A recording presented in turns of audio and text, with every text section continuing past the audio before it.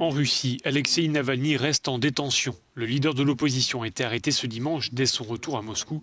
Et d'après les autorités, il devra rester sous les verrous au moins jusqu'au 15 février, dans l'attente d'un procès pour violation d'un contrôle judiciaire. En fait, Alexeï Navalny est sous le coup de plusieurs procédures.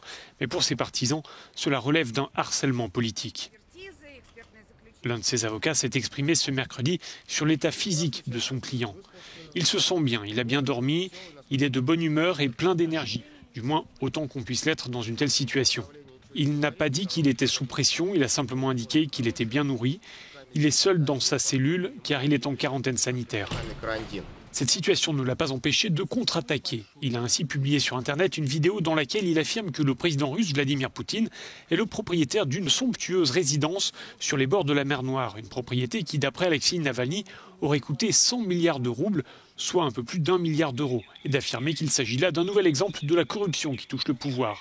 Cette accusation a été immédiatement démentie par le porte-parole du Kremlin qui a assuré que rien de tout ça n'était vrai.